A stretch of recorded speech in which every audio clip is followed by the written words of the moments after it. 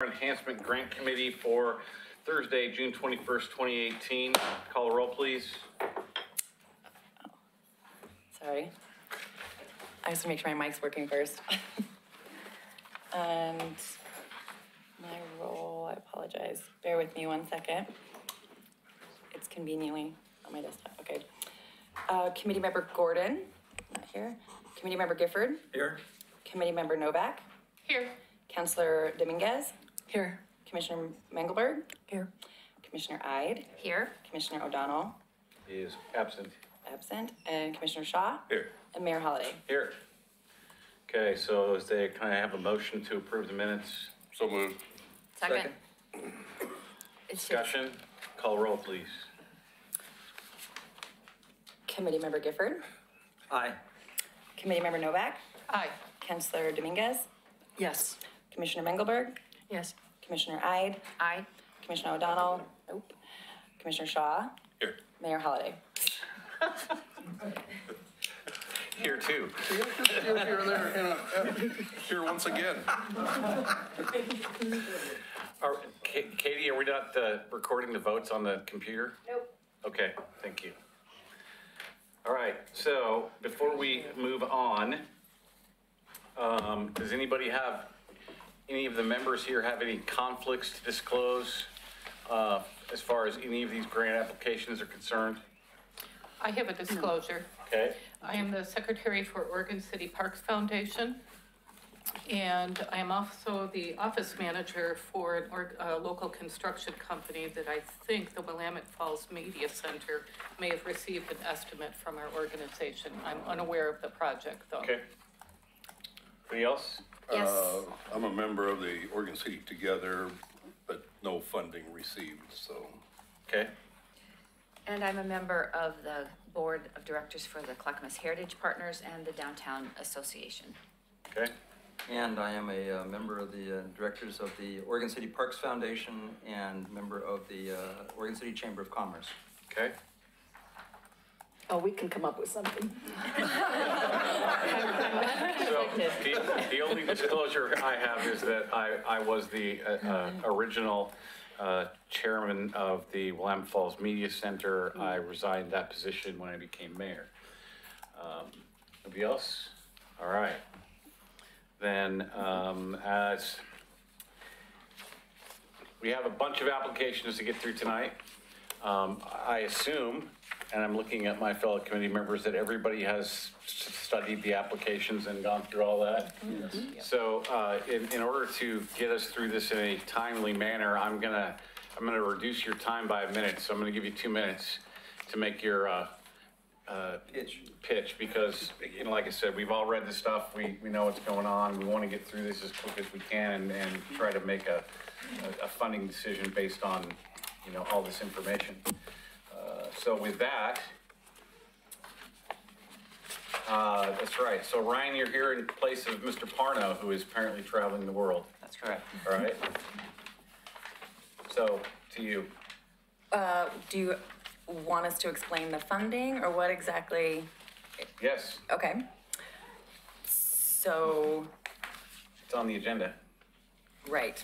So the documents you have, right? And if you look through your forms, you have the total amount of grant requests, which equals, it was $466,000. We had one grant that rescinded today. So the total amount requested is $416,000, and we have $350,000 advertised to give. So the funding summary shows you our preferred from finance from Wyatt and Ryan's suggested amount that we maintain in reserves for fiscal responsibility. And Wyatt has advised us or informed us to let you know that it's certainly at your discretion.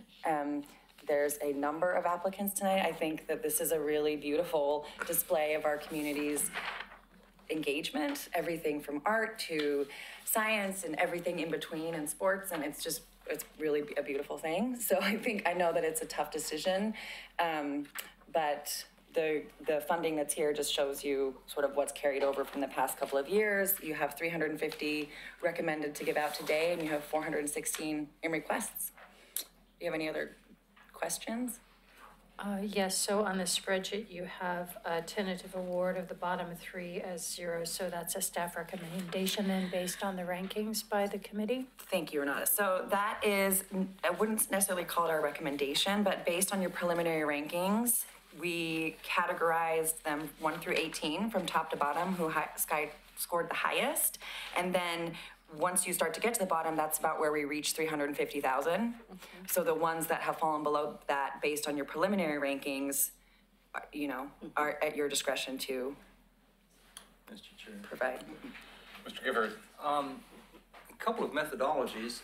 We have looked before, I mean, in years past, of taking the rankings, taking it down to the maximum amount that we have, and then just saying too bad to the rest of them. Another alternative, of course, is to adjust the amount that we award to certain applicants who may be able to be adjusted, and that's worked pretty effectively before as well, so that maybe everybody gets something. So we talked about that before Wyatt left, and it's certainly at your discretion to do so. Something to consider would be, you know, some of the grants are requesting a large amount. So if you're requesting 30,000 and we can only give you 10, how does that set them up for success to complete the project? I think, you know, in your judging, something that you likely considered was their ability to complete the project successfully. So that would be the one thing that we, you know, wanted you to be aware of. If somebody's asking for 50 and we have 9 to give everybody, the whole scale of the project really needs to change, or, you know, if they could provide a lot more funding on their own, if that makes sense. Sorry. Commissioner Shaw? So they're not allowed to carry over if they got $10,000 this year, and they were asking for 20. Can they get the 10 and then carry it over for next year and try to get the other 10 to do the project next year? Thank you. So I love how you're problem solving for them. Thank you. So I think Commissioner Shaw that wouldn't meet the grant criteria because the detail of the grant is it's pretty specific that this is what you're going to do. This is your timeline to complete it. So unless they maybe took a small portion and said, we'll just do this one piece, like one piece of the project instead of 10. But I don't know that if we did that, it would honor the integrity of the grant requirements. They'd have to reapply for the second. Well, yeah, Yeah. I know that. And I will add that for all the applicants, if anybody unfortunately isn't awarded tonight, I'm really happy to meet with people going forward in the future so we can talk about ways to strengthen applications for next year, additional ways you can increase your, you know, depth of the reach of your scope of your project and ways to find additional funding. So I'm really happy to work with anyone that wants to do that, and they'll, you know, the funds are going to come over next year too. Anybody else? Okay, then let's move on to 18-292 request for extension, Ms. Bell. So you have 4 letters of request for extension. 2 are from last year, 1 is from the year prior. They have their letters attached with explanations, and I anticipate that they will all complete those in the next year. Some actually very quickly, just not within the end of the timeline. So if you looked at the details, 1 of them just needed an extra month, but they've all submitted their letters of explanation as to why they need a little more time. And staff is recommending that we do those extensions? Absolutely. Need a motion? Well, are they move, please. factored into this sheet in terms of? They were funds? factored into the summary question that we were talking about earlier in terms of the balance carryover. So one of these has not yet received any of their funds from last year because of a number of reasons. Some have received certain percentages. So we've included those amounts in the funding summary that we were emailing back and forth about. Yeah. Okay. Thank you for asking that. Yes. So moved by Commissioner Shaw. Is there a second? Second. Second by Commissioner Dominguez. Further discussion? Call a roll. I know this by now. Commissioner Shaw, Yes. Committee Member Gifford, Aye. Commissioner Ide, Aye. Counselor Dominguez, Aye. Commissioner Mengelberg, Aye. Committee Member Novak, Aye. and Mayor Holliday. Aye. Okay, so now we move on to the grant discussions, and I'm just gonna take these in the order that they are listed on my staff report. So we will start with the art barred window. I'm guessing that's the Willamette Falls Media Center.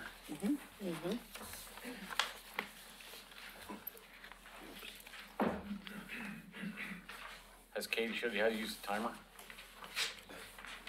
No, but I have a cell phone.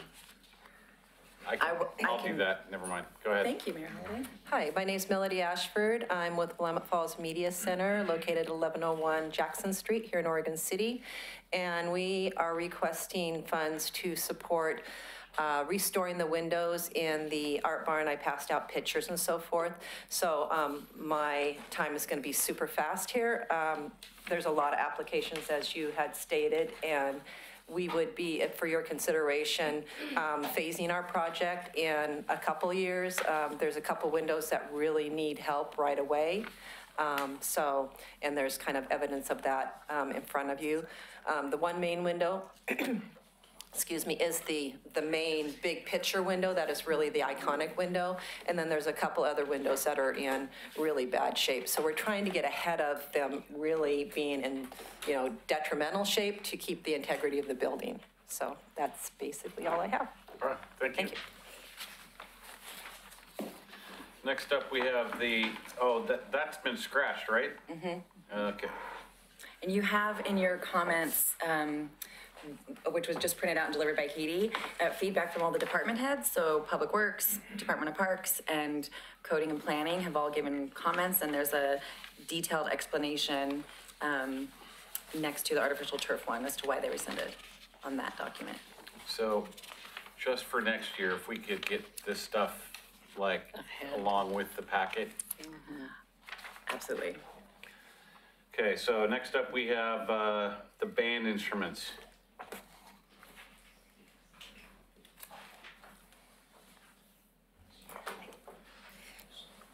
So I'm Jolene Taylor with the Oregon City Schools Foundation. I'm on the board. We are asking for band instruments for the future of our kids here in Oregon City. They are in dreadful shape right now. They can't be repaired anymore. Some of them are 40 years old. So we're asking for instruments that are like new condition, but they were used so we can reuse things in the community, and also for repairing some of the ones that aren't really bad, but we still need to repair them, or we can repair them. So that's it. Roughly how many instruments are we looking for? There's 53 instruments. So we really have no band for the middle schools at all, hardly right now. So Where would they be purchased from? we're gonna do local. So we have one here in Milwaukee, one in Oregon City, and I believe there's one in Oak Grove is the other one, so. And would multiple students be sharing on the instruments, or would a student go home with an instrument? Yeah, each student would have an instrument, yeah. They can't share for the year, so you get one instrument for the year. And then, of course, the next year, another student would get to utilize that instrument, but it's one student per year, so they can take it home and practice. I was gonna say they need to take them home to practice. Yeah.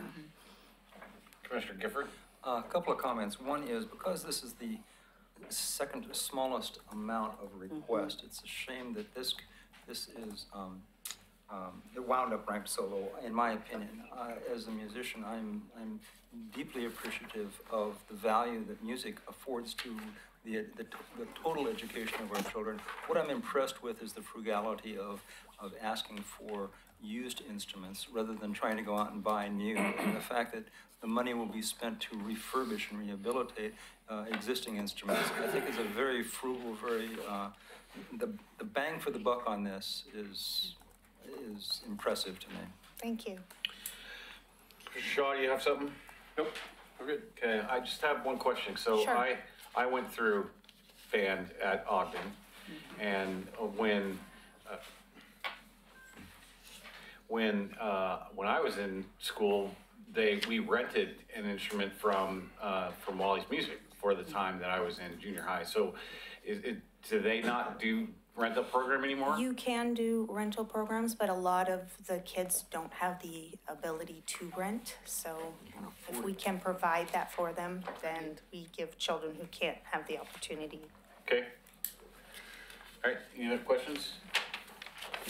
So I wanted to compliment you on the application as well. I think in today's world, it's important that children have access to anything that's arts related, especially music. And for me at Metro, you know, we have a huge equity lens that we're applying to a lot of the work that we're funding. And so part of it is racial equity, but part of it is also getting to populations of underserved, low-income folks. And so to the extent that these students can't afford to buy their own or rent them, for us, this is a really important thing that you're doing. I want to thank you for that. Okay, thank you. Then move on to Bloom. Assume that's Doka. Oh, we're bringing in the big guns today, huh? Oh, boy. I'm Nick Dirkman, and Bloomboom is a project that actually the Art Alliance, Clackamas County Art Alliance is the group that we're working with. As a lot of you know, I do a lot of community volunteering. In any case, what we want to do is, I gave a copy of the Bloomboom one, a sample of one that has already been done. We have 5 that are up at this point, 1 on 14th Street, 4 on Main Street. We want to expand that. We want to expand 1 on right outside the elevator, and then 2 going south on Main, and then 1 going north from 10th Street. And then actually move down to 14th Street and have 1 be on from 99E to Main Street, and then 2 on Washington Street. So we're basically taking the concept that we had before and we're expanding it to additional areas within the city. And just to quickly summarize, it's kind of interesting because we have the same artists are available to do this, and we have basically the same committee that's going to work on it. We have, I was involved in the initial project along with Don Slack. We really got a lot of it underway with downtown. And then we also have, Public Works has been very involved. And the beauty of this is that we've done all the legwork in terms of getting to make sure this all works. So it's, we feel really good about it from that standpoint. And if I can add to it, I'm Cheryl Snow. I'm the Executive Director of the Arts Alliance, and we are the 501c3 nonprofit that's been closely working with our volunteers, Nick and Don and everybody else. So this project is phase 2 of Bloomboom. When we originally conceived it, it was intended to be a gateway public art, a multi-piece public art piece that served as a gateway along all the different corridors into downtown Oregon City. Last year, we only had funding to produce the pieces that are already in place. This year, we hope to complete the project in its entirety, and we are encouraged with the positive response we've received from the work that's been installed all year. Citizens have been contacting both us and the Downtown Association and the city. So we respectfully request your continued support for this project. Okay, thank you. Is there questions? Right. Who would own the artwork? The city owns the artwork. Okay. After it is in, the artists hold liability insurance to the point of installing the work, and from that point on, the city owns the artwork. Okay, and then my next question then is, is the city prepared and ready to make the payment for the liability insurance on that? Yes, I believe within your packet, there's a letter from Director of Public Works, John Lewis, and he is reiterating his continued support for ongoing maintenance and insurance of this work. And is Public Works installing these, or? No, the artists actually do. Okay. The artists actually install them. All right. I mean, we work very closely with Public Works. Right. So it's a great relationship there. So I was going to say it's very fortunate that you were able to get the same artist, to come on board. And I'm assuming that, for continuity's sake, that the new installations will look like the older. Very similar. The artist team that produced the projects that's installed right now have a strong passion for the work, commitment to it, have already they in fact designed a series of 11 different designs that would cooperatively, aesthetically work with the pieces that are installed, so. Well, and they're lovely. They'll all be Adrian. unique. There'll be 12 unique pieces. Oh, 12, okay, the 12, application said up to 7. Seven, so- but we already have 5 Oh, installed. you're counting the 5, okay, okay. Anybody else? Just to be clear, the city is assuming the responsibility for maintaining these. Yes. Yes. After installation. Okay. Correct. Okay, thank you. Mayor Holly? Yes? Can I add that Nick did just hand us, you have a color handout that he just brought out in case you want to see, okay. He just brought Yeah, that. I've seen it. Okay, Chapman Cove. I'm guessing that's Jerry Herman. Boots in the rain. I think Or did I miss that? Oh, I did. Not so fast, Sorry, Herman. sorry, boots in the rain first. I had my asterisk head in my head. Bottom 3. Hi, I'm Sharon Salvaggio. I'm with Northwest Center for Alternatives to Pesticides. The mission of our organization is to protect community and environmental health by inspiring people to adopt ecologically sound alternatives to pesticides. So the focus of our work this next year is to improve the environmental quality here in Oregon City, and particularly in the watersheds that have native fish. And we're going to do that with two projects. One of them is to educate local residents and people who are doing landscape work within the city to better understand how to install, design, and maintain stormwater facilities, rain gardens, and that type of thing, which are very effective at filtering and cleansing runoff, and can be quite beautiful to boot. They're more and more adopted as both aesthetic and environmental features on private property and by many cities.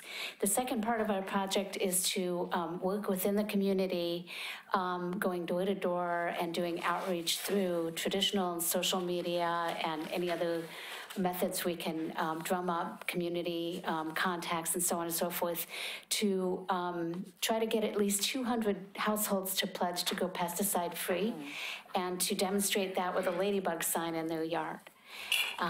So that's the summary of our project. So these rain gardens primarily are on private property? Rain gardens, yes, are on private property, but our training would reach out to private residents, urban residents who have, homeowners, as well as to people who are working as landscape professionals, and also to people who are working for municipalities. So we try to train a broad spectrum of people who are working with, either already working with stormwater facilities or need to understand it better. So it would be a diverse audience. So it would be both how to install a rain garden as well as how to maintain it? Because that's Right. often a challenge is the maintenance. Yes, yeah.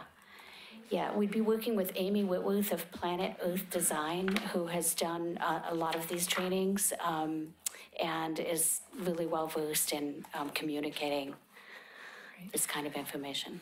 Thank you. Yeah.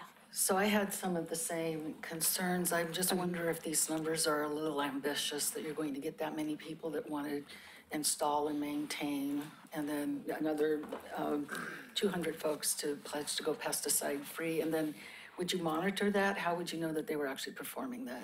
Okay. Well, to your first question, we held 2 events this last year, one of them under the Metro Community Enhancement Grant from last year. We had 25, I believe it was, people attend, and that was a pollinator workshop that we held a couple of weeks ago at the Oregon City Library. Prior to that, in February, and this was not under Oregon City Metro Grant, but we had a workshop that was aimed toward landscape professionals to teach pesticide-free methods, and we had, I think, 45 or 46 people there, and that was held at the Pioneer Center. So we already have a very large mailing list of people who are working in the area. We would assemble a mailing list for, reaching people who are living directly in the city. But between 30 and 50 is not at all atypical for what we draw for a typical workshop. As far as the pledges, this is something new. 200 may be ambitious, but I think that we're certainly hopeful that we could reach that. We're trying to knock on at least 400 doors and get the word out in a variety of other ways as well. So It's a lot of door knocking. it is, and we have information, and some of it actually we provided with the pollinator workshop, and I just gave Lori a copy of that, but to give people information, not just ask them to change a behavior, but to give them information that supports that behavior. So we do fact sheets and things like that that help people to understand how to do lawn care without having to use toxic chemicals, how to talk to their landscaper and ask their landscaper to employ environmentally friendly methods, how to do moss on roofs, all of those are in, for instance, that folder right there. And we have a lot of other fact sheets too. So part of our outreach would involve giving people that kind of information so they're not just, oh, I want to help, but I don't know how to do this, you know? Yeah. I think it's a great idea. I'm just not sure you're going to get that much participation. I'm hoping that you will, but I don't know. Yeah. Any other questions? Just really quick, social media campaign? Yes. You can include that? Yeah. We have Twitter and Facebook and connected to other, local groups that also, so next door. We use all those kinds of techniques right now. And possibly plugging in with the Oregon City Parks Foundation as well. Yeah. Thank you. Okay, thank you. Thank you very much. Next up, Jerry Herman. 2 minutes, Jerry. Yes, sir. Hi, I'm Jerry Herman. Our project involves Chapman Cove.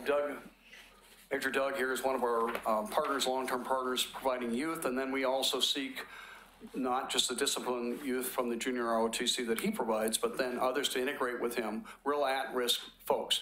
This last year, we cleaned up the first of 6 acres. There's 7 more acres in this whole project joining Chapman Cove. And the issues were 11 homeless camps that we found, and the public safety folks, code compliance, and your police department helped us with that issue. They're not there anymore. The area is clean down there, and we feel that our presence every 2 weeks made a difference. We want to be there every 2 weeks this coming year to take care of really cleaning the place up and getting the trails and so forth in a more really walkable condition. Anyone can come down to Chapman Cove on the northeast side now and feel comfortable compared to what it was a year ago. Also, you have a water quality problem, and every 2 weeks, what we're going to do is hold a little rock concert. And we're going to go down with the Division of State Lands approval and throw rocks and keep the channel open so that the tide can do its work. Everyone's been talking about all the things that can be done with dredging and so forth. We think the tide will do a great job, at least until some other permanent solution, although the tide's going to be permanent for a long time. Matthew Rigg does our social media and many other things for me because I'm not capable of doing some of that stuff with eyesight issues. So he's really good. We're going to have 6 Discovery Saturdays during the period to let the public get involved in this project. Okay. Questions? Jerry, how many kids worked on your projects last year?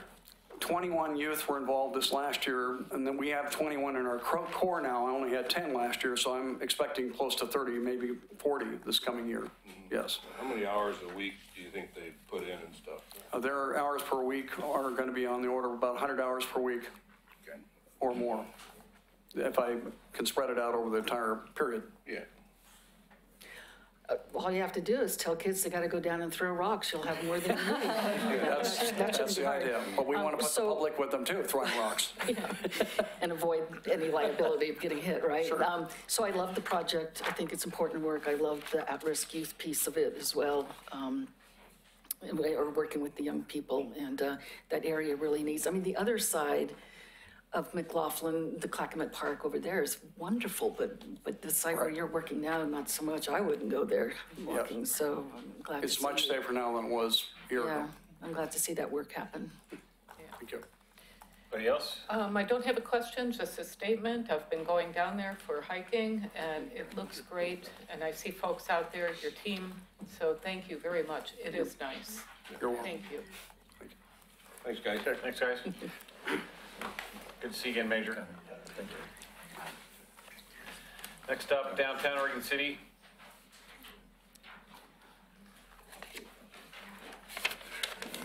losing my hearing aid. Which one is this? Is that the clean and safe? Yeah. Good evening. My name is John. Which one? This is the clean and safe? All right. My name is Jonathan Stone. I'm the Executive Director of the Downtown Oregon City Association. And in front of you is our Clean and Safe project, which is the continuation of our Clean Team program, as well as the street tree lights in downtown Oregon City. What wasn't mentioned in the project, but there's earlier was brought up the question of equity and inclusion. This is the Clean Team is the centerpiece of a larger effort that we're trying to invest in clean and safe, as well as livable community in downtown Oregon City.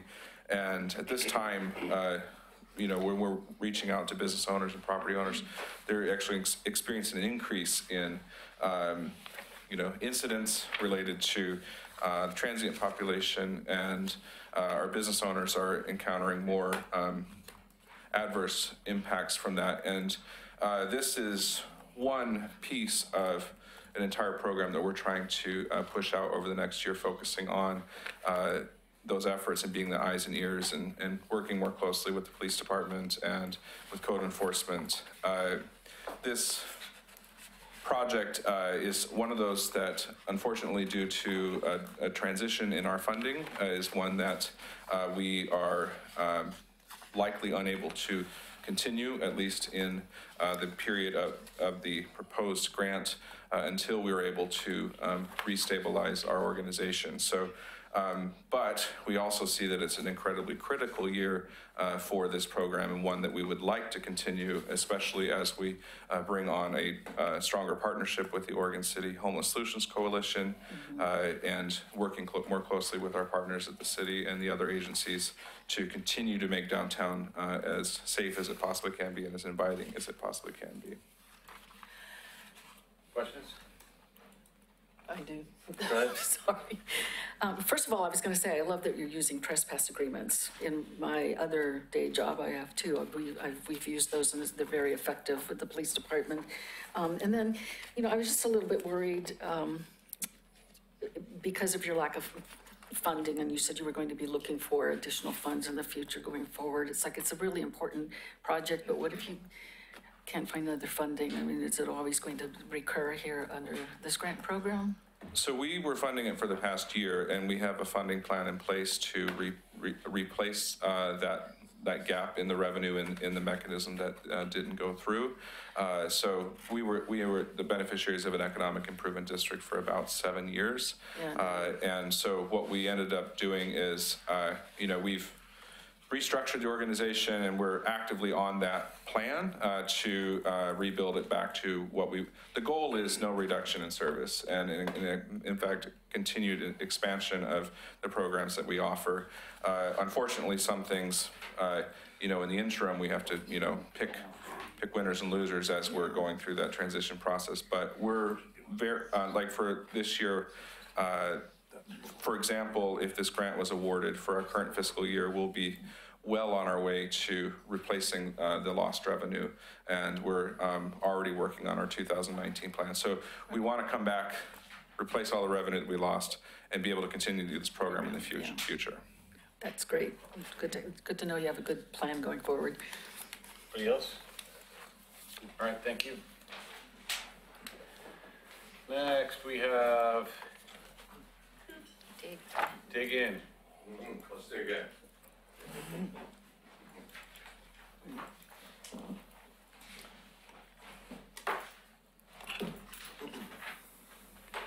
Yeah, hi, my name's Steve Kennett. I'm the director of Dig In Community, and I live at 14942 Southeast Stanhope and Clackamas. You saw in your packet, Dig In. We've been around a little while. We came about through Solve, where I worked for many years. Dig In, we focus on young people. It's all about getting young people out learning and serving in their community, making a difference in their community.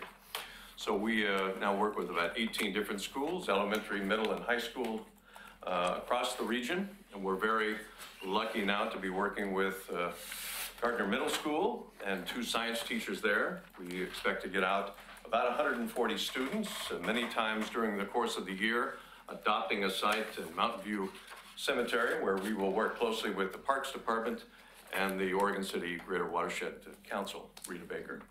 So we're very excited to do that work, and I'm be happy to answer any questions you may have. I'm sorry, I numbered my applications a different way, so I'm not finding yours right off the, but off the top of my head, I was a little bit puzzled because I believe there was something around staff or something coming from Corvallis, and there was money in your budget for. No, we have a fiscal sponsor, and that's in Corvallis. They're Cascade Pacific. They're our nonprofit fiscal sponsor. Yeah. Okay, so that wasn't clear to me initially, and then there was money in your budget for mileage, for travel, and so I thought, is this somebody coming back and forth from Corvallis or not? But no. $67, I recall. I know, but I was trying to make that connection with Corvallis, you know, and so it's really not a connection. No, it's not a Corvallis Okay. thing. It's a very local thing. We've been around a long time. I've been working on watershed projects for a long time, actually with Rita Baker for many years too. So, yeah, we're just happy to be at the middle school, and middle school is our favorite age, if there is a favorite age, I can say that. The middle school students do great work.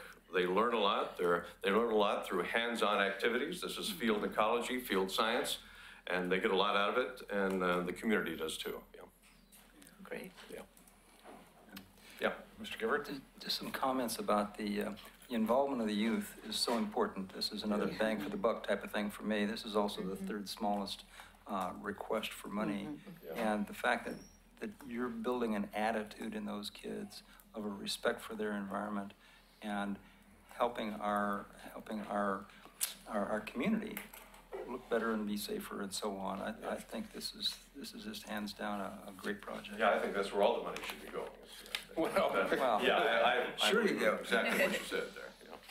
Mr. Shaw?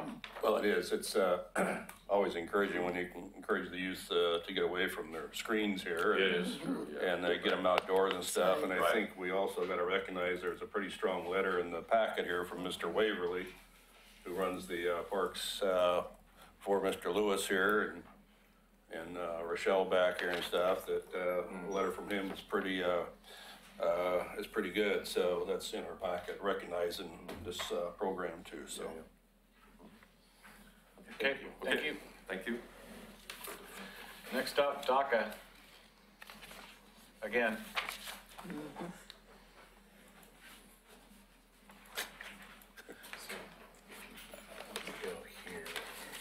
I know,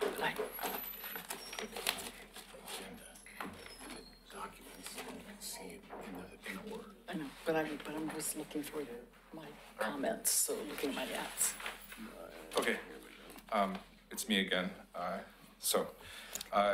This is a completely different project that's in front of you, and it's one that is not funded, is not one that we currently fund, and it's very much related to our partnership with the city in operating of the municipal elevator, which is at the centerpiece of a pretty fun tourism project that we're working on in partnership with the Economic Development Department here at the city. This kiosk that's in front of you was kind of came out of a brainstorming process of a group of committee members related to the elevator, including representation from the McLaughlin Neighborhood Association, the Midtown Business District, and ourselves, as well as people from the heritage community.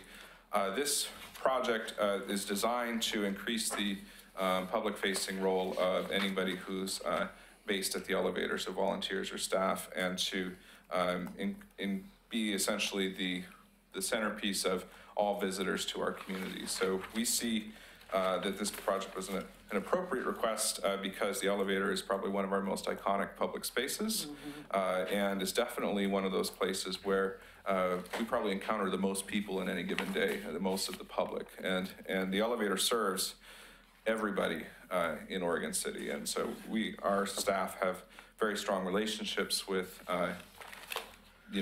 all walks of life that use the elevator, and so this, we hope, will increase further engagement with the public and make the elevator a greater resource in our economic development plan moving forward. Question, would the elevator be staffed? It's not our intent is to. Kiosk. Yes, the kiosk would either be staffed with our elevator manager, who has a desk at our office now, but she would be more based out there, as well as volunteers. So the plan is to up, especially as elevator counts increase, and we're seeing more tourists, especially on the weekend, and other, the visiting public and friends and relatives of people that live here, that as much as possible, we would have 2 people in the elevator at the times that make the most sense. So is this thing mobile? It would be constructed, so the rendering was provided by Hill Architects, and so it's conceptual, so keep that in mind. It still has to be designed and go through a fab shop and all that stuff, but the intent is that it would be likely be able to broken down into 3 pieces and be on casters, so it could be moved if it needs to be. Okay. How would you secure it? So who didn't turn off their phone, like I asked? So I'm assuming it would be like, as you're on the upper floor of the elevator, as you're walking into it, so how would it be secured from vandals? So as with everything else that's in the elevator observatory, it's subject to, potential vandalism, but we do lock the gates at night, so whenever the facility is closed, people won't be able to have access to it. Thank you. And if I recall, I think your application said something too about possibly making improvements to the observation deck, so. Oh, sure. I'm sorry. I was focusing strictly on what the grant was paying for. I like that design. Yeah. So this is part of a larger project, which is we're working with a creative firm called Rotator, who is doing other enhancements to the elevator, including enhancements to the interior of the cab, and but that project only has so much bandwidth in terms of its funding, and we think this is a part of it that we've been wanting to do, but we couldn't fit into that current that project's budget, which is funded through Travel Oregon. That'll be nice. Question. When it's not staffed, would it be self-serving? Would there be anything available to the public? That's the idea. So it would, the proposal that's in place now for the interior of the elevator cab is to remove the brochure rack from inside there and find a new home for it. This kiosk would be a place for that information, and an expanded real estate so that we can provide more of a resource for the business community and the tourism attractions and the like. Mr. Gifford? Because this is so tourist intensive, its focus obviously, and well should it be, it seems as though there are a number of other, I would imagine that there are other granting mechanisms that could be looked at. Have you looked at any additional grant opportunities from other providers? So we have looked at other grant opportunities for this. The more obvious ones are the ones that are funding the other part of the project, and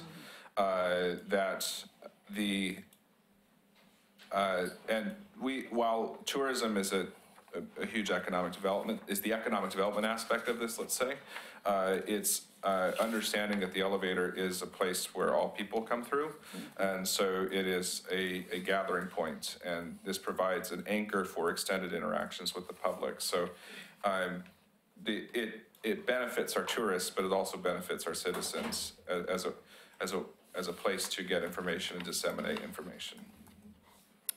And it'll give them access to the wildflower walk. Yeah.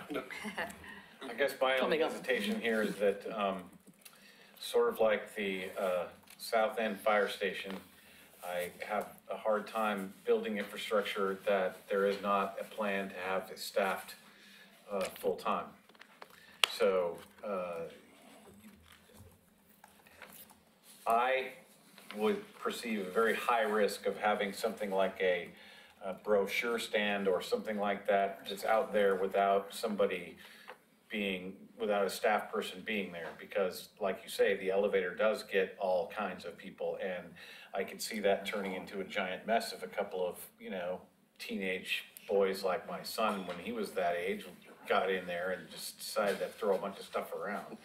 Yeah, my understanding is that with, since DOCA has taken over the operations of the elevator, that we've seen a greatly reduced incidence of vandalism in the facility. We are very diligent. They don't just stand in the elevator cab behind the plexiglass that doesn't exist anymore. They are engaged and out on the floor. They're only actively necessarily in the cab when there are people that need to go up or down. And so we try to keep a very close eye, and our staff is very proud of the, what else is going on. And your comment is true as well for all the other enhancements that are going into the facility with respect to the other project that we're working on. So, collectively, we need to work together with Public Works to make sure that all of the improvements that we're doing are being as protected as possible. But when we do go to specification of the actual kiosk itself, obviously durability and vandal resistance is going to be one of the highest priorities. Okay. Mr. Lewis, who owns the elevator? Which department? It is right-of-way, so it's Public Works, operated and maintained. All right. We don't have anybody from Public Works tonight, do we? No, but John Lewis did make comments, so on that, I wanted to ask a question, but okay. I'll ask him offline. Okay.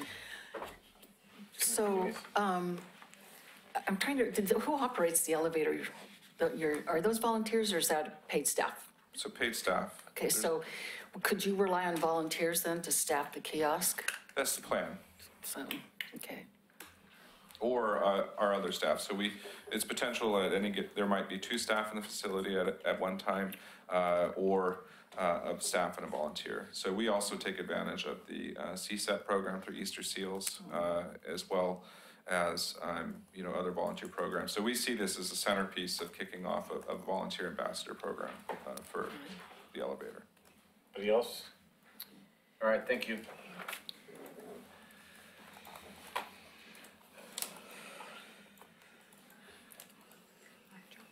Next, we have the Entrepreneur Mindset Academy.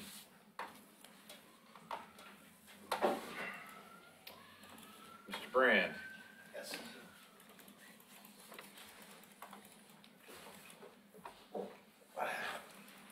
Evening, city staff, committee members, commissioners, Mr. Mayor. Imagine an Oregon City where... You are? Oh, I'm sorry. I am Michael Brand. I'm the Executive Director of the Oregon City Chamber of Commerce. Thank you for that reminder. We work to build a vibrant economy here in Oregon City and been doing so for like the last 109 years. Point I want to say is imagine an Oregon City where 40% of our adult population are unemployed or underemployed. With the rise of artificial intelligence, continued automation, globalization, I'm reading a lot of stuff that says that can be a reality for our future. So if you think about the struggle we have with the social problems now, imagine that 5 times larger. So how do we work with people to help them navigate a path in what's going to be the new economy? Well, family-sustaining wage work is going away.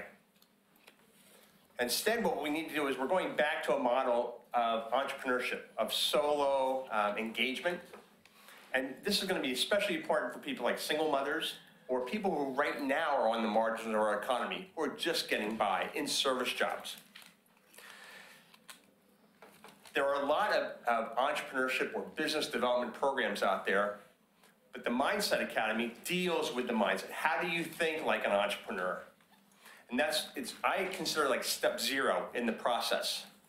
So a mindset is a certain set of attitudes that you can bring to your life, not only in maybe developing a side hustle or business on your own, but also how do you increase your value on the job and become more valuable.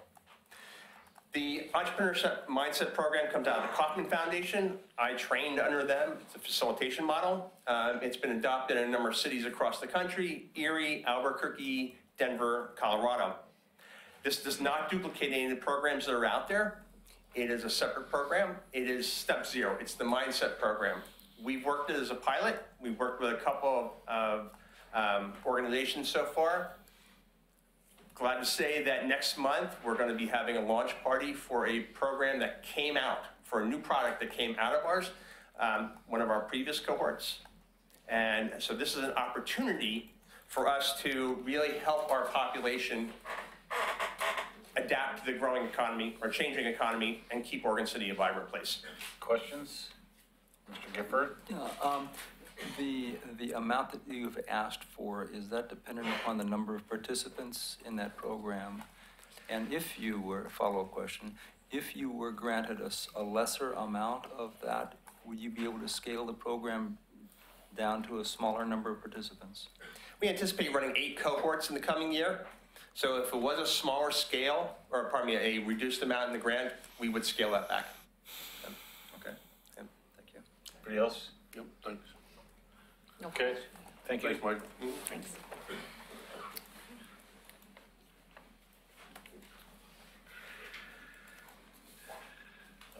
Next we have Ermatinger.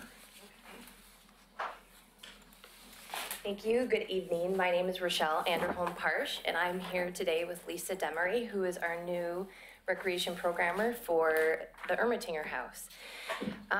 As most of you are aware, the house is opening back up after having been closed for 7 years. So Lisa has been busy planning and doing an interpretive plan, which will create a program to support the house. And eventually what we're hoping will lead to it being relatively sustainable. But in order to do that, we have to have a robust and strong program for the house, which includes the interpretive panels, purchasing artifacts for the house, and then also different things like in the grant we'd asked for funding for some cast iron stoves. So as people walk through the house, they can experience the program.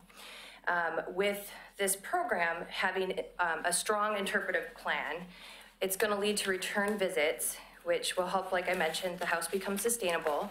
It'll improve the quality of the neighborhood because it's a site that will bring people together through activities, programs, and events. And historic preservation raises property values and promotes heritage tourism.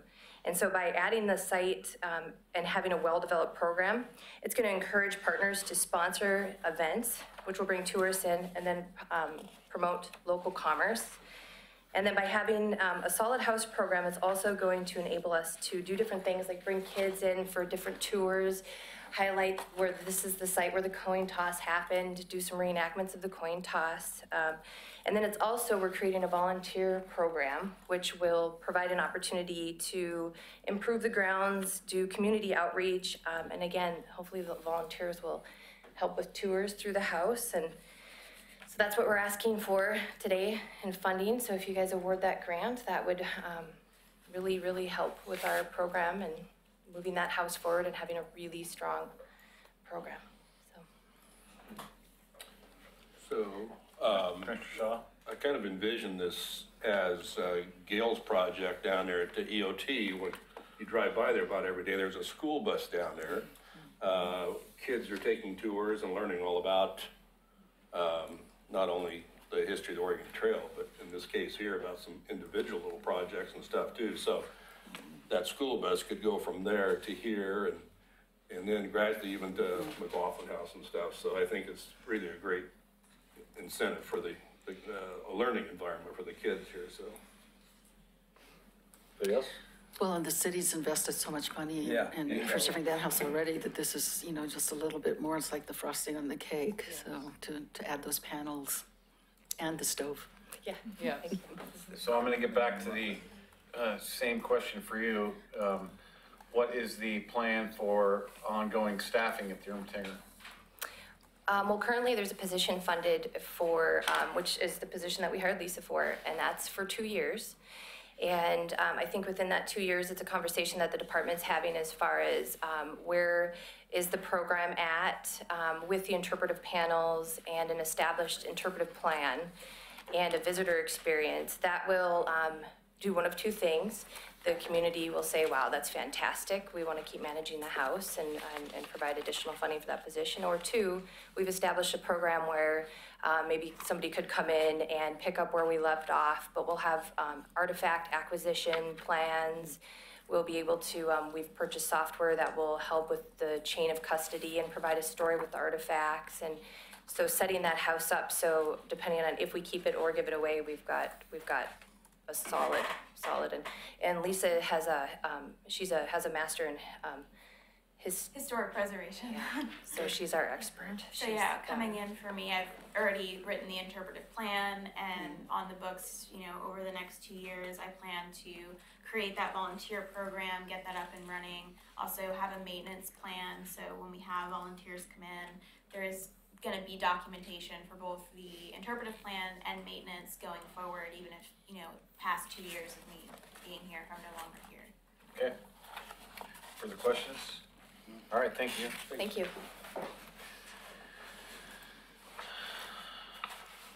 Such an asset to the city. Well, there is, so, Ladderette, Phase 2.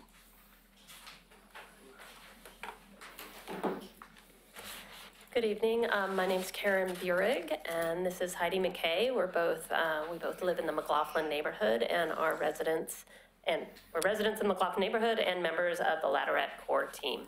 And we're volunteers. Welcome to the club. Yes, exactly. So first of all, I wanted to thank you very much for your past support. The Community Enhancement Program has provided funds initially for a Girl Scout troop to host a visioning project for Ladderette Park. And then secondly, last year, Phase 1 of Ladderette Park was funded, upon which we have been able to start to implement that vision. Many of you may have, or several of you I know, had participated just a few weeks ago in the Deep Pave event, where we were able to take out the asphalt in the upper portion of the park.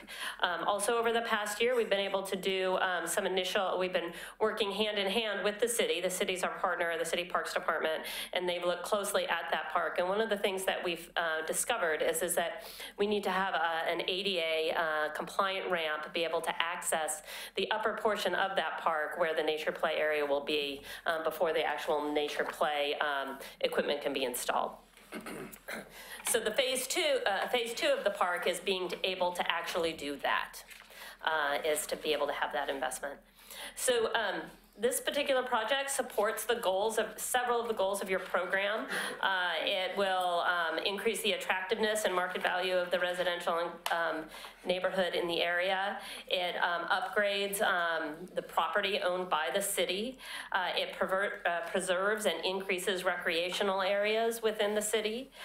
It improves safety, and it enhances the ability for our neighbors to actually enjoy the park there that's highly underutilized. So the Ladderette Core team are neighbors and community members who have come together to really participate in the future of their park. All of the funds that are being requested to be invested in that park. It's for a long-term investment. The McLaughlin neighborhood and the parks within the McLaughlin neighborhood have very little funding source, since they don't have as much access to the system development charges. There's only a small pot of money dedicated for deferred maintenance.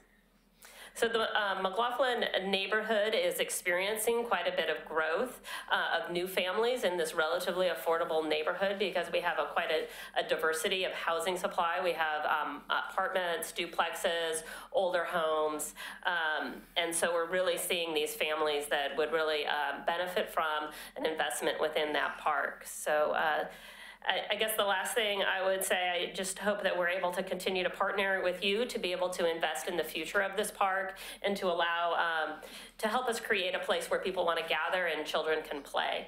So I don't know if you wanted to add anything else. I am one of those young families that moved into the neighborhood, and with the increase in crime, and to offset the homeless shelter, to try to create a place where community can come together in a safe place that's all fenced in, where children can play and people can talk and connect. So it's just to kind of go along with that painted intersection and that lending library, and then move up into a larger piece of that community where we can gather. Questions? So I like the project, but I had a little bit of pause over the fact that there's a Nike grant for $20,000 that you don't know if you're going to be funded yet or not. And so this, the grant ask here is the largest one in our pool, so at $50,000. So what will happen if you don't get that $20,000 Nike grant? Some of the costs here are related to design and permitting, which I assume is Right. Partly for the basketball court. We're working hand in hand with the City Parks Department, trying to access funds for this park. So if we are unable to access that grant, we're looking at other grant funding sources. Unfortunately, all of these sources don't necessarily align at the right time. And so we'll probably kind of reassess at that particular time. Okay, and so that might hold up your schedule a little bit?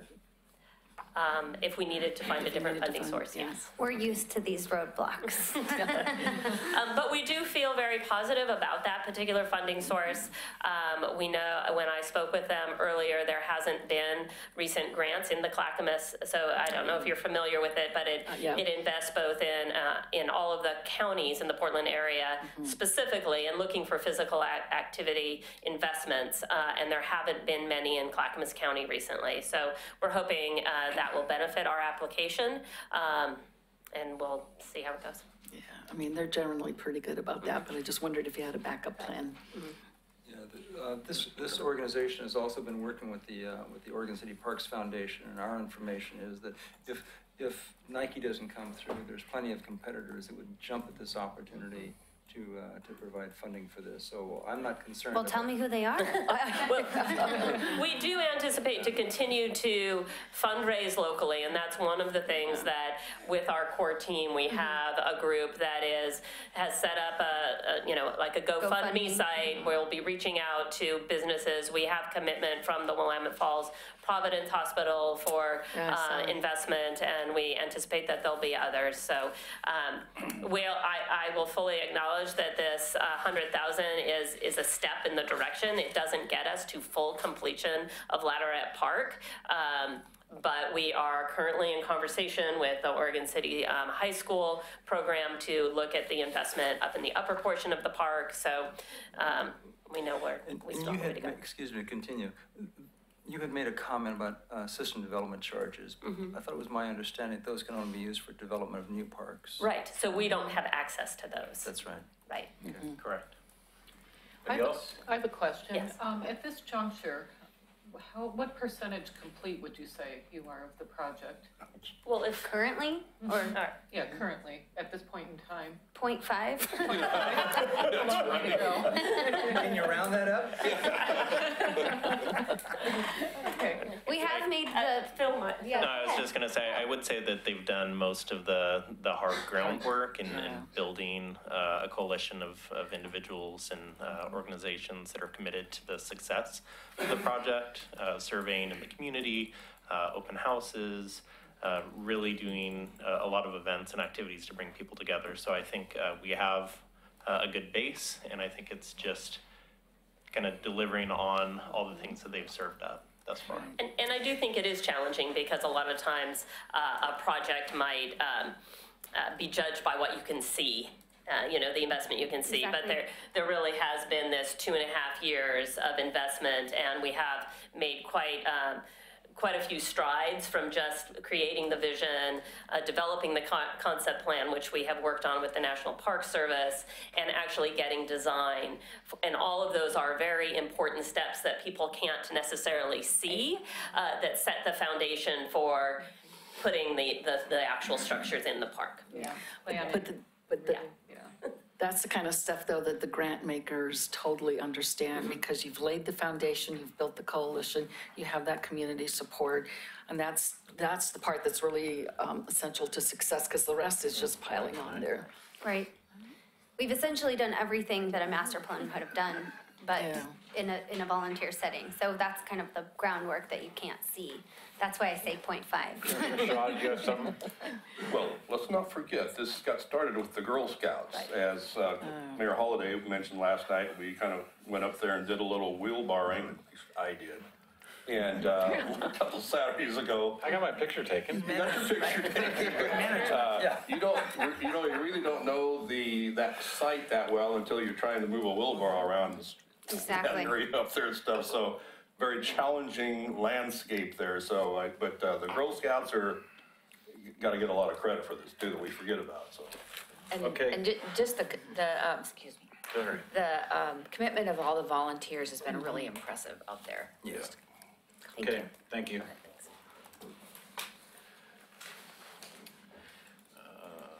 So Oregon City Soccer Club.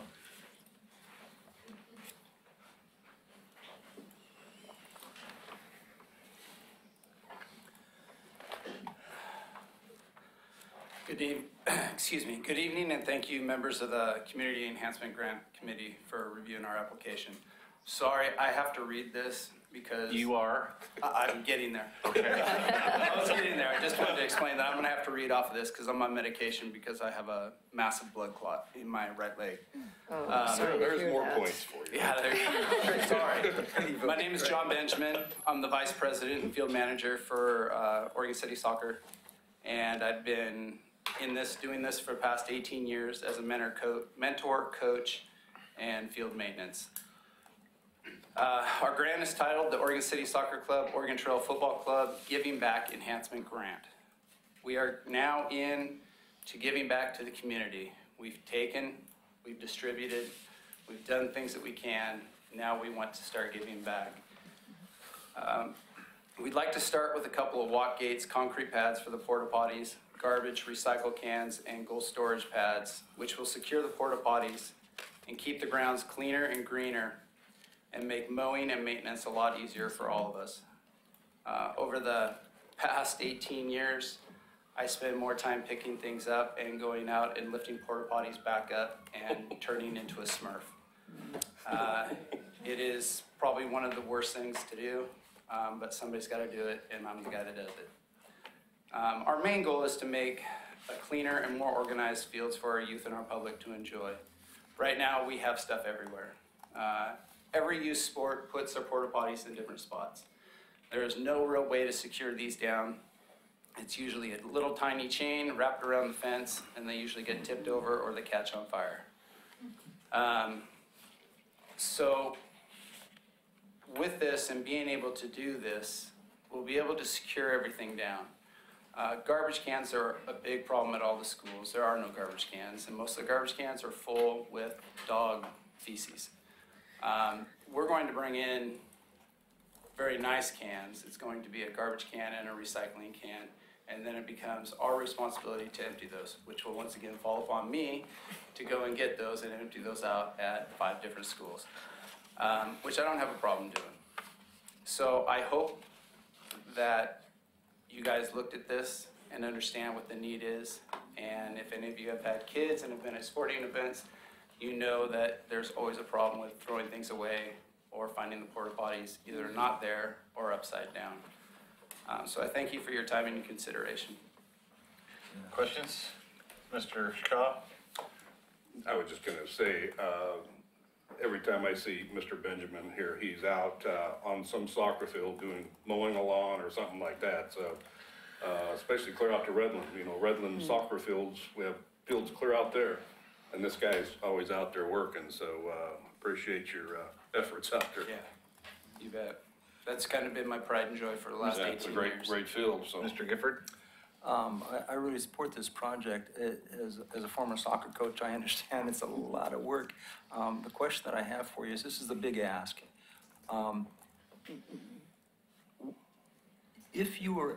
Just hypothetically, if you were only able to receive a portion of this, that wouldn't stop your program.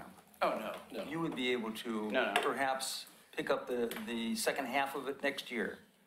Yeah, actually, there's 3 phases to this. We're not only looking at the sections for the porta potties and the garbage cans and the storage box.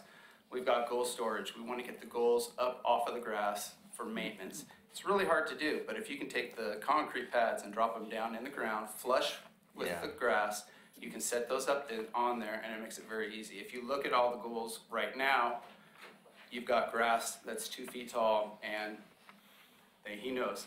You got to go out there and you got to weed eat it. I don't have that time. I would do it, but I don't have the time to do that.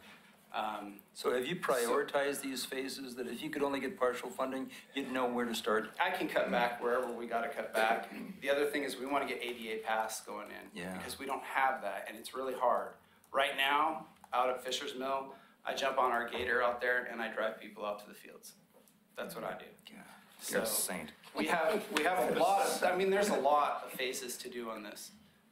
You didn't need the blood clot, you had. Okay. I'm not all here, so. Anybody else? So how many fields do you think, I can't find in the application how many you said? 5. 5. To take care of. 5, okay. I think we're looking at 5 right now. Okay, so per field, that's not that much money. No, and this is at the schools. We're gonna be working with parks. Yeah. We weren't able to, this came fast. And I was told, write this grant. And I had never written a grant. So I was told to do this with 2 weeks to go, and I was on the dime getting this done. Well, you did a good one. So. Mayor Holliday, can I just add something? Because Sure. we spoke several times during this process, and I just wanted to point out that this was one of our most diligent applicants in terms of making sure that he did everything correctly. And I did at one point have 8 printed, bound copies for each of you, which was just above and beyond. I just have to give him that credit. Okay. All right, thanks, sir. Thanks, John. Very sorry about your blood clot. Yeah, get well. It's all part of it. Get it done and go on. Okay, OC together. I like the idea of the ADA. Oh, dear. The bad news about this is, I think Eric, I'll do this one. Well, no, I'll do this one, thanks, Eric. And the bad news about this, I did it tripping over a city sidewalk in the downtown area. You didn't want to hear that, right? We did hear that. But the good news is that, hang on here, this is very important, I know, I have to hop. Thank you, Eric. But the good news, it wasn't Oregon City, it was Grants Pass. I thought I had you there. So sue away. Yeah. You can sing ching. And actually, She really set us up, huh? I know. So, Mr. Mayor and committee, I'm Pam Wilson, and I'm the coordinator of Oregon City Together. And as I think many of you, most of you know, Oregon City Together is a drug-free community coalition, and we reflect broad spectrum of the community, education, law enforcement, neighbors, government agencies, social agencies, and parents and youth themselves. And we focus primarily on preventing underage drinking and youth marijuana use prevention. And we're proposing a community education campaign that the call to action is a lockbox giveaway or low cost, depending on our partners and how many lock boxes we can buy and so forth. Sometimes you want something that you charge a little bit for because they think it's more of value. And lock boxes are important because obviously adults are using drugs, marijuana and prescription drugs in our community. And we say if you're gonna use it, lock it up so it doesn't have access for children and youth in our community. And this kind of campaign on a federal, national level is considered a best practice in youth marijuana, youth prevention. So it's got a lot of kind of research behind it at the federal level. We have a SAMHSA grant where primarily most of our funding comes from a federal grant. And I think you probably all know this, but kids are particularly vulnerable when it comes to drugs because of their brains. They become addicted much more quickly and readily than adults to whether it's nicotine, tobacco, alcohol, drugs, whatever. And ask any adult addict, most of them, by and far the majority of adult addicts, they start using before age 18. So you need to start early in educating. And I kind of gave you kind of in particular, marijuana. Some studies have shown that marijuana really damages adolescent brain development. So that's another great issue of concern. And in your packet, we had some other statistics from the Oregon Healthy Teen Survey about how since legalization, perception of harm has decreased among teens, particularly 11th graders, while the perception of access has greatly decreased. So this is really not a good combo, and our campaign would address that. Questions? The little history on the lockbox too is the majority use always is to lock it up within the homes because there's quite a bit of adult usage now. But also, there's been a little bit out there to where people are actually storing firearms in these things, which is even better. So this box is about so big, and it is big enough to. You can get various sizes. I mean, sometimes they're small for like, meds, and then sometimes they can be larger. So that's kind of a budget issue. We looked kind of at a, so middle-sized one. Yeah. Anybody else? Oh, Commissioner Hyde? Just real quick, do you have any personal experience with people that you work with here in Oregon City that use the lock boxes and that it's been helpful and then just any good feedback? I've talked to various parents at different events, and we always give away a lockbox, and people certainly want them. I think it's kind of funny when you're talking right to them. It's like, well, I don't really want to admit to these people, there's a lot of perceptions around it, so it just has to be dealt with carefully. Well, and that's what I wondered about, was are people going to admit that, yeah, I got drugs I have to lock up at home? Or even you were talking about doing surveys of, are you going to stand outside the shop? Because otherwise, a lot of folks may not admit to it. Right. Well, we've actually talked to Electric Lettuce and of this as being a pilot project. And they've talked to LCC, so it's still in concept stage, but we'd like to target users, because if you only have so many resources, narrow them down for the people that really need it. So they think that it might make a great point of purchase display, and they might sell them in Electric Lettuce as a pilot project. Because people are going in and out, they're parking, what they're doing, so why not keep it away from kids and teens? Okay, thank you. Okay, you bet. Thanks, Pam. Thank you.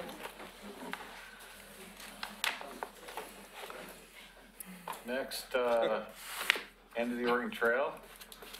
I'm waiting for Jerry to carry Gail up here now. We've had a blood clot and a foot, now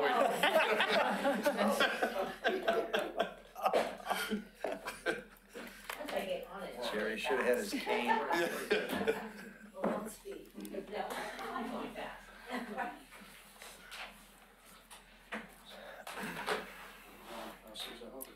As far as I know, Mayor Hall, do you have any objections? Okay. Well, not here. Not here? No thanks, Jerry. It's okay. I asked him to pass them out wherever he went, so. And so I guess he's starting here. So I'm Gail Yazzolino, End of the Oregon Trail Interpretive and Visitor Information Center.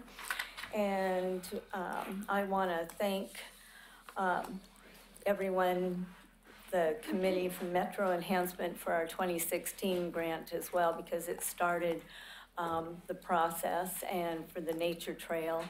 And we have had several, this year we had 6,000 children, and many of them did the Journey West, which is on the Oregon Trail experience, and they just love it. They love being outside, it's interactive, and so it's been, pretty good revenue source too. So in this grant, we want to add to all of that, but Lowell Miles from Miles Fiberglass, he has done Independence Rock to scale to fit in 4 feet deep into the slope, walking around past Fort Laramie. And it's something like 30 feet long and 10 feet tall.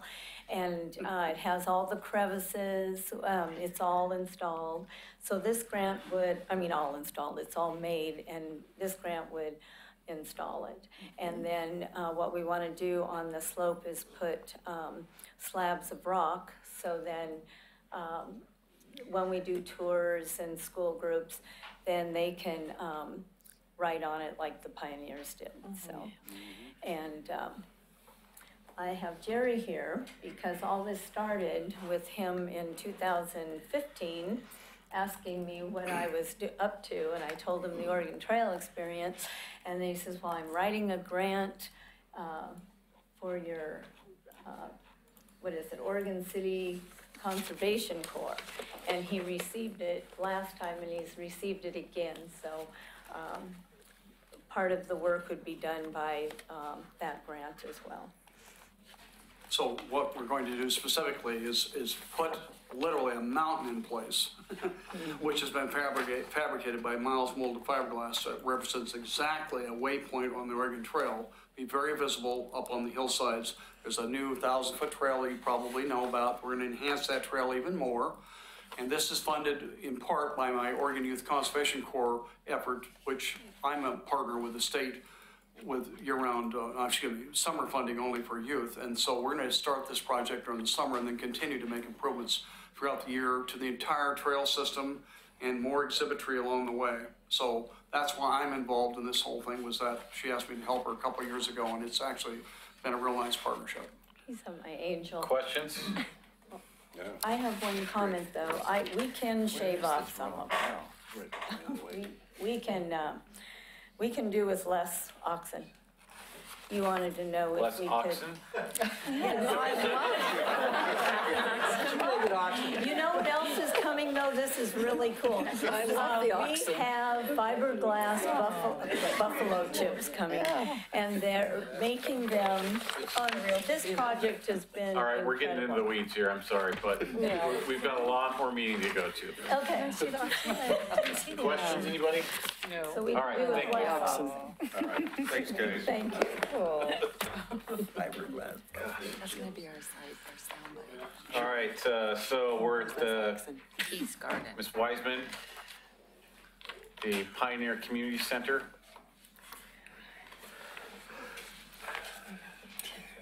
Good evening, I'm Kathy Wiseman, and I am here representing the Sister City Committee. They were not able to be here tonight. And I work at the Pioneer Community Center. And it's a pretty straightforward request. We have some old signs that are failing in the Peace Garden area, and so this is an upgrade to those 2 signs on the grounds of the Pioneer Center. The signs are at both entrances of the Peace Garden, and our Parks Department has worked very hard to remove old and dying bushes and debris, and we've added a pathway and some lovely benches, and we would like this last piece of our infrastructure to be replaced. That will then allow us to look at the next phase of plantings and get that area what it really should look like for a Japanese peace garden. Questions? Very good. No? Thank you. What about the flagpoles? Are we gonna get the flagpoles painted sometime this century?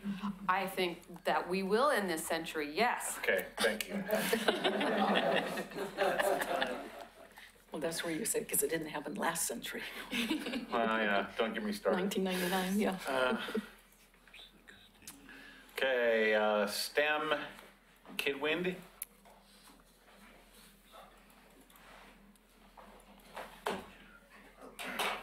Hi, good evening. My name is John Roschke. I'm with Kidwind. I'm the Pacific Northwest Regional Program Manager. So Kidwind is a group that teaches about renewable energy, but all STEM concepts, science, technology, engineering, and math. So it's a really fun, hands-on activity. It was created about 17 years ago or so by a 6th grade science teacher in Minnesota.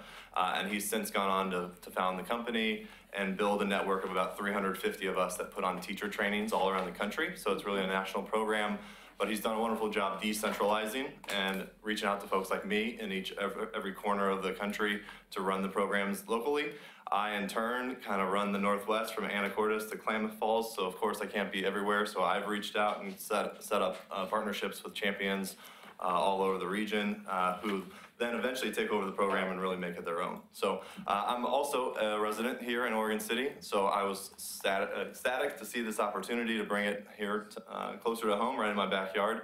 Like I said, I travel all over the region doing this, so really excited to bring it here. Hope you guys read through everything, but I'm happy to answer any questions about how the program will work. I'm a big supporter of STEM or STEAM, if you want to add the A, and it's a big deal for the Oregon Department of Education, and they have a number of STEM hubs around the state, and I think the closest one here is in East Multnomah County, and they work in partnership with the Mount Hood CC, and so that might be worth checking out in terms of how you could. Symposium is an annual event I go to, and then, So the East Metro STEAM Partnership, have you connected with them? yes, I've talked with them. I haven't done work with them. The Portland one's the East County, and there's one in Beaverton for the Portland Metro. They were a little bit slower to go. Places like Newport, I work with their STEM hub, and they're awesome. They've taken the Kidwin Challenge, and they've added a solar challenge and a wave challenge, and Eastern Oregon also. So we need to train our kids up in technology because the jobs that they're going to be working at haven't even been invented yet, so they need a leg up. I've always been jealous that this program wasn't around when I was growing up, and it's been fun to be a part of it now. The things I like about this is, first of all, the youth, because I'm all for youth. Secondly, is the fact that the emphasis on solar, on the wind is great for the environment. The concern that I have is this is a big ask. This is a lot of money. And I'm wondering, is this something that's scalable? Is this something that you could get by? I mean, you could provide still something that would be very, very valuable, but not quite at this scale. Yeah, definitely. We're planning 3 teacher workshops and really a full outreach, and including lots of Clackamas County. As you saw, 4-H is the sponsor here. Ambitious, yeah. But we do this all the time. I've done this countless times around, well, I could probably count them, probably about a dozen times around the Northwest. It is scalable. What we're really focused on is giving these teachers everything we can in the first year, because then they can continue the program in future years. Right. So we really want to make sure they have all the equipment they need. It's an unnecessarily intimidating process for teachers. Sometimes at the beginning they think, I don't know enough about this, how can I teach it? So you really gotta, our best model lately has been kind of a mentorship role. So it's a lot of time kind of holding hands in the first year. So that's why it's such a big ask. But yes, it's scalable. I mean, I think we have prize money in here. We don't always have to do that, but that's really exciting for kids. Yeah. That kind of stuff, t-shirt, lunches, is obviously, it's really great to have food there, but we get by without that sometimes, or find a local sponsor or something like that. Somebody else might be able to sponsor that. Yeah, it's definitely possible. Somebody else?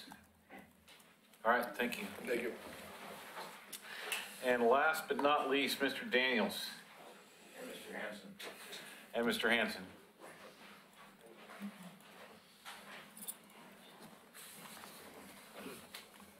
Good evening. My name is Bruce Hanson, current board president of the Clackamas County Historical Society, and this is Bill Daniels, member of the McLaughlin Neighborhood Association. Thank you for your consideration of this grant application for the Historic Promenade Wildflower Walk. The Historical Society's property, the Museum of the Oregon Territory, overlooking the Willamette Falls, is the western anchor for the Promenade Walk.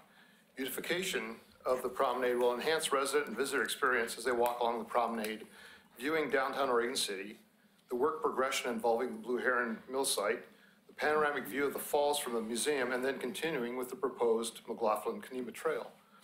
As the Clackamas County Historical Society, in cooperation with the Willamette Falls Heritage Area Coalition, proceed with plans to bring new vision to the importance of the falls and the Willamette River through new exhibits and interpretations.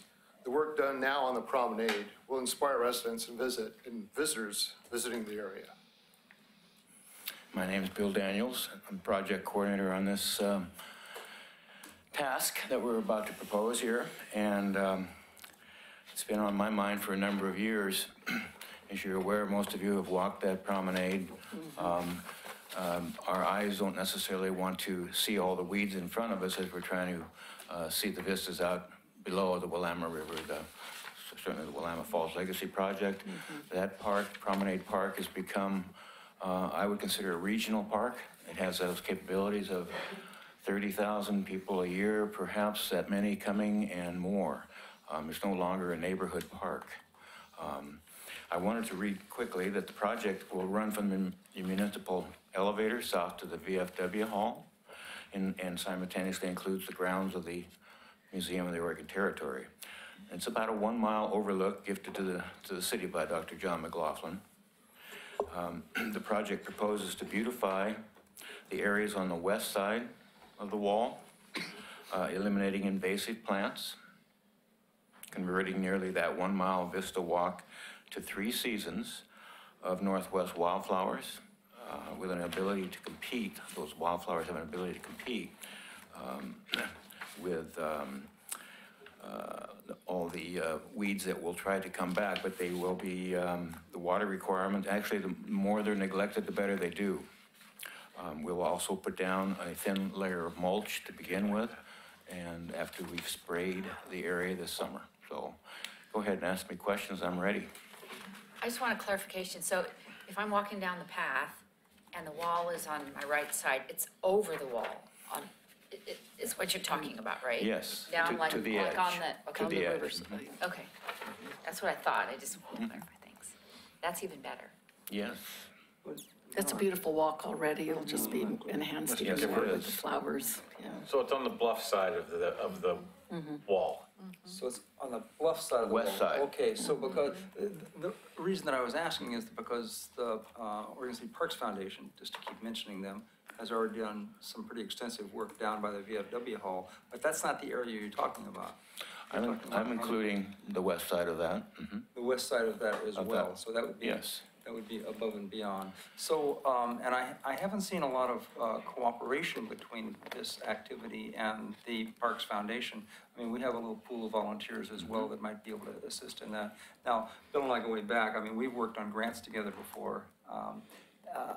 And I have to ask, on this particular project, is this something that could be phased? Does it all have to be done at once? I'm just looking for the scalability question again. I think that's an answer that I would consider possibilities of phasing it. It's more important, though, to certainly, if we're going to do the herbiciding, that we get that first application of the mulch that we'll hydroseed with.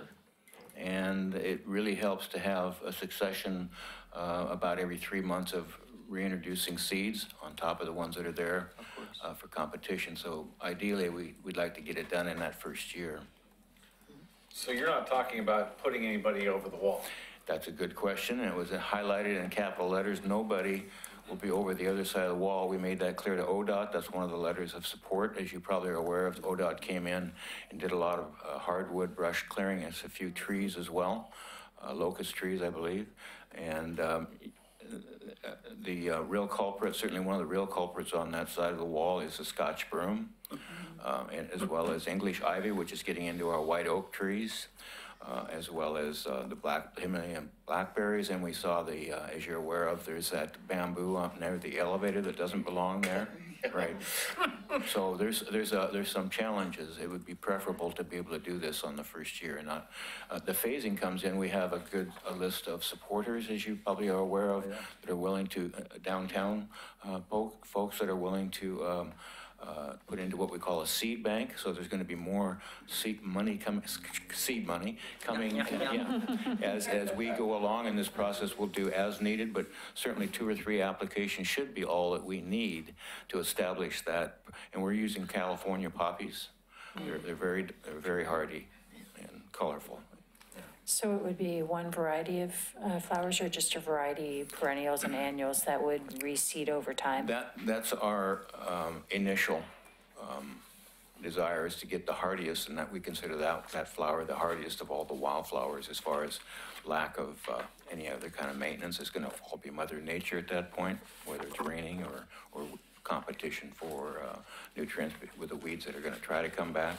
But we'll be able to do another herbicide spraying in the wintertime once the flowers have died and they've seeded into the mulch. Anybody else?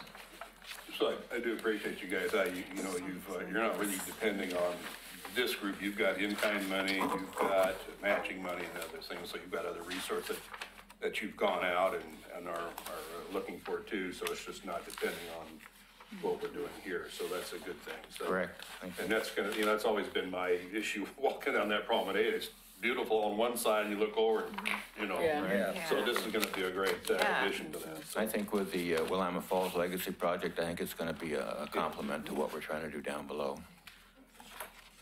Okay. Thank you. Thank you. Thanks. We're going to take 10 minutes and come back, and we will deliberate. We'll get you Hope you're good. Good. How are you?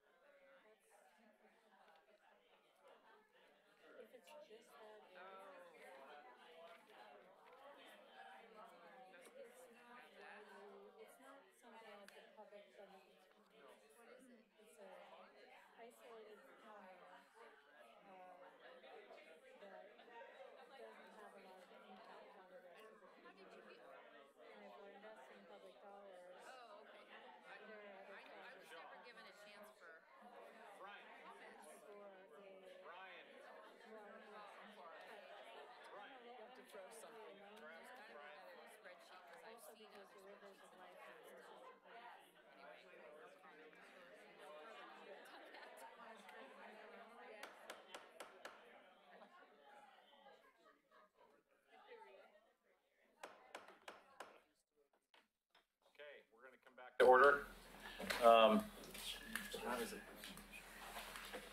Mr. Gifford, you have a plan? I was discussing with Commissioner Shaw, and we have a couple of observations. One is, if I could, what's that? Is your mic on? Is this on? Now is it on? Now it's on. Oh, hi.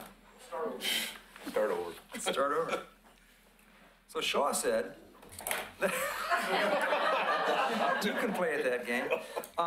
So when they ranked, when they took the average ranking, because all the committee members ranked all of these, and I don't know if Not everyone. the public has seen, those that cared enough to rank all of the projects did so, and then their rankings were averaged. And then they did a running total of how much the ask was for each one of those things, and they came down to how much money we had. We had about $350,000. Do you want me to pull down I can either pass out some copies, I forgot to do that. I can pull up I think you can just pull it down, that way everybody can see Okay. it. Let me, The point is that we wound up about $70,000 short. That's because one of the applicants removed themselves, which was a $50,000 ask. So being short $70,000, the thought occurs to us that if some of the applicants can take less, and that's why I kept asking the question about is your project scalable?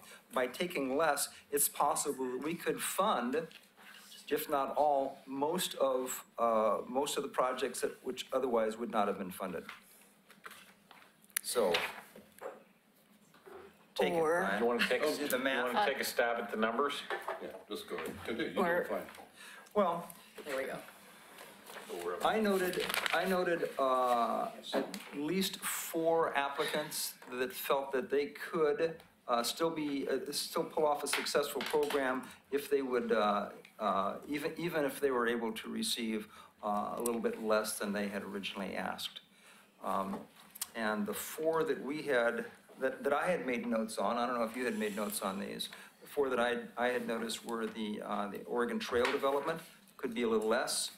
The Mindset Academy was also admitted to be scalable. The Oregon City Soccer Club could be done in phases and scaled, and the STEM Win Kid is also possible to be scaled. So those were at least 4 potentials that could be reduced. And I would not recommend a percentage. The reason that I don't recommend a percentage is because 10% off of a $30,000 ask is a lot less than 10% off of a $9,000 ask.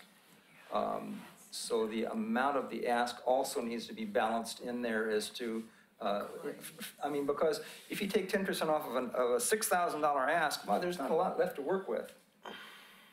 But. So it would need to be scaled according to the amount of the grant. Yes. So that it's a fair amount for each. Yeah, that's what I would think. Now, the question that remains that we probably ought to discuss is, do all of these applications need to be funded? I mean. Well, yeah, that's certainly a question that needs to be asked. Okay, I'll ask the question. And if not, then the question is which ones could be postponed. You know, oh, go ahead. No, you go ahead. We were given all the applications in advance, and, you know, when I reviewed them, I noticed that there was criteria for or goals for every application. And from my review, every application was worthy of approval because they met some of the criteria, not all, but at least some of the criteria. And it didn't say anywhere that you needed to meet all or half or anything like that. That's not Right. So, you know, I think they're all worthy to be funded, and I was going down the same path as the two of you, you know, that they should all be funded, but just at a reduced amount, because I did the math. It was $72,850 that were short. So that amount would need to be divided by 17 applications fairly. Oh, I see. You know, some kind of, maybe, I don't know, however, we'll leave that up to the finance to figure out so that it would be, you know, because the amount comes to $4,285 times 17 equals that 72,000. And you don't want to just use that figure and. Well, that was my point. If you Yeah. just say, if we take $4,000 off of every applicant, Yeah, well, that's not for fair. some of them, yeah, they could get That's- by with that. that's but for some 80% of them, their- Or more. Yeah. You know, when you got a $6,000 grant and you take $4,000 off of it. Right, they're so that's not fair. It's hardly worth doing. Can I just add one piece? The one, I think this is a great idea, and I'm so grateful because, as I said before, these are all such amazing applications. But if we do that, it does impact the integrity of the grant application, because when you look at the first page, it shows, you know, what's their in-kind amount, how much are they asking for, and what's their total project. So if you do that, many of these are right on the line that changes how much they are required to match. So say it went from 20,000 up to 25, that would could potentially put them in another bracket where they would then need a larger percentage, or the other way around, where they would get a smaller grant award.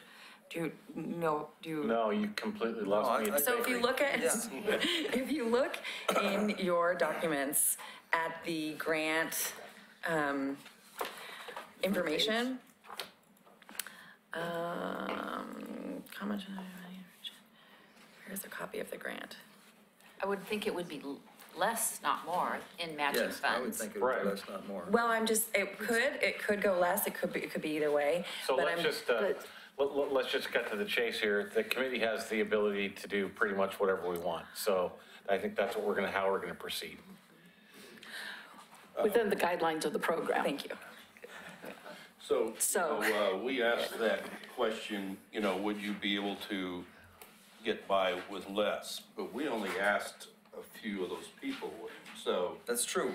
And so we might ask everybody here that did not get to respond to that, could you volunteer, you know, that yourself, can you get by with a little bit less than what you're. Let me take a stab at one of these, okay? So just as an example, the Ladderette Park thing, that's a $50,000 ask. Right. And that's not likely to be done in a year or two. This is gonna be a you're raising your eyebrows at me? We do anticipate using the full grant amount during the grant cycle. The grant is balanced with other in-kind contributions, and it would be more difficult to section it out. Right. There are other ones that we might be able to adjust. Okay, Commissioner Dominguez? So, in my view, and in years and years of experience in reviewing and funding applications, even in the millions, I'm not really in favor of shorting applications. I think that puts a big burden on the applicant to try to figure out how to cover the shortfall, how to plug the gap. It could jeopardize other funding potentially if again, as Lori was saying, in terms of match, we're not thinking necessarily about match for this grant, but maybe, you know, some match for another grant would be this money. So the way this is stacked right now, is it Oregon City Schools Foundation? That's where we draw the line, right? At the 350? Is that it? Yes. So there are 3 projects below that. Can you highlight that on the spreadsheet for the audience? I mean, if no one's having it up there, if you aren't gonna. It's up there. Make it visible. It's the 3 with the blue dollar signs. There you go, thank you. And I'm not saying that all the projects aren't worthy, but I think, well, I would rather say, let's fund those that fall within that 350 range. And then if we look at the remaining 3, and I'm sorry, applicants, you know, there are some lower scores there. Maybe we just take on the media center. The extra 20,000 can come out of carryover.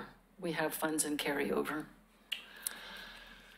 Well, I'm gonna say something that you're not gonna like, Mr. Shaw, but I don't see. It'll be the first. Huh? It'll be the first time. No, I'm pretty sure not. I don't see the value in the OC Together application. I hesitate to understand how providing a lockbox to private citizens to put stuff in is you know, is really going to accomplish anything. I think at some point we have to expect that, that people are getting, the people that are going to be responsible are going to be responsible. And the people that aren't going to be responsible aren't going to be responsible no matter what we do for them. So we should get a little consensus here on the board up here then, what you other folks think about that. You know, we'll be okay. You know, we'll have to find something else to do here, but we thought it was a valuable program, but let's hear what the other folks say about that before we eliminate it. I have two takes on it. Take one is, it's a relatively small amount. It's one of the smallest grants. So that is, I mean, the smaller the grant, the more inclined I am to just go ahead and say, yeah, let's get it done, if it's not gonna be hurting something else major. The flip side of that, however, is the purpose of the grant to, you know, Metro's attitude is more environmentally oriented, I thought, than character building oriented. Yes. And this is more character building orienting, I think, than, I mean, you'll see the results. You'll see the results in the youth as they grow up ostensibly safer and less addicted and so on. But I don't know that this is the place for that type of granting. Okay. I'm sorry. Go ahead. Oh, go ahead. No, we're going down the line. Yeah. Nancy, what do you think? Go ahead, Nancy. I put them at a 7, and the reason was because, it's for the kids, you know, and there were a lot of applications on there, in here that were, for our youth. And I think that I tend to lean that way and support them because they need all the support and help that they can get. And I think as a city that we should step up and do that. So that's where I stand on that.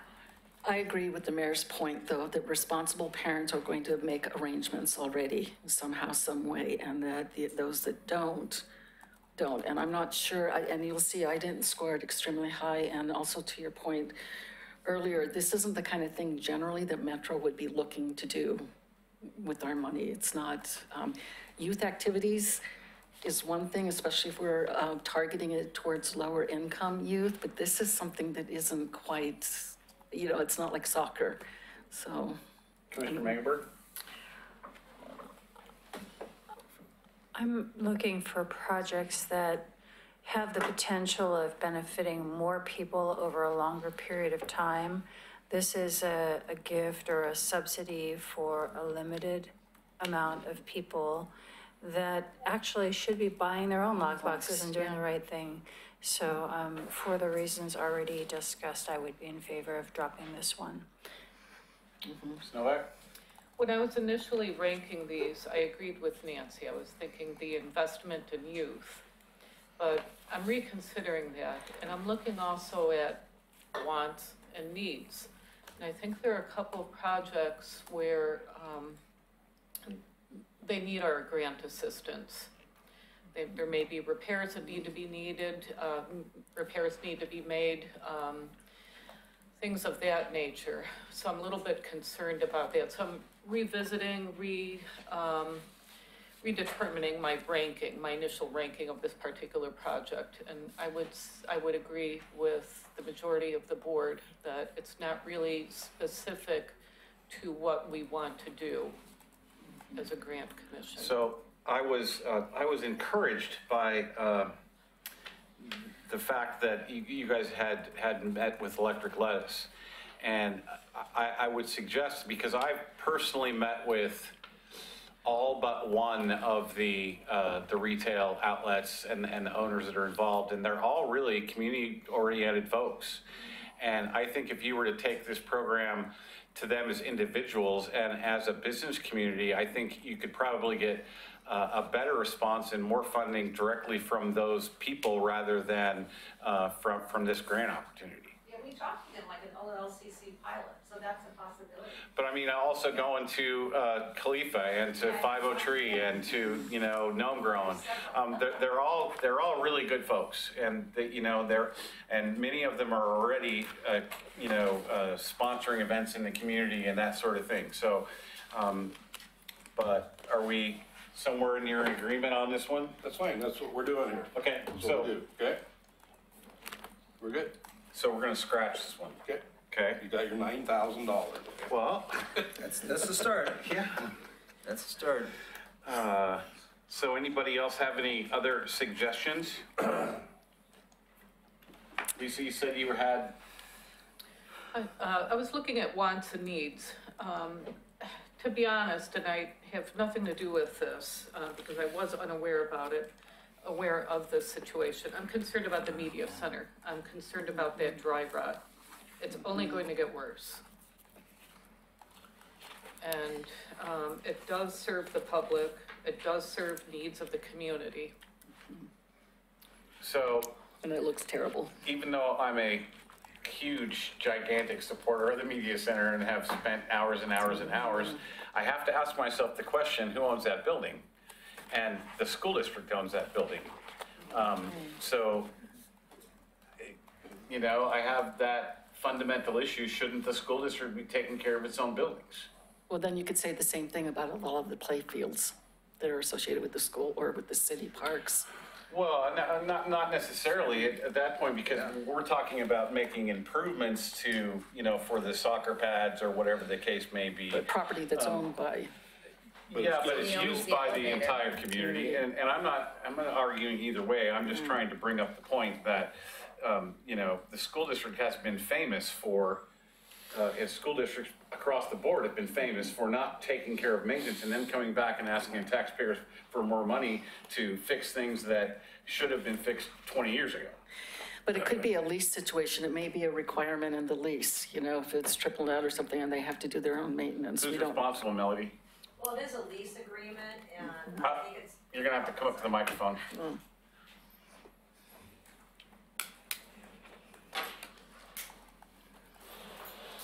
We are on a lease, but I would hesitate to say, because I don't know, like full responsibility. We do enhancements under the lease. This could be considered an enhancement.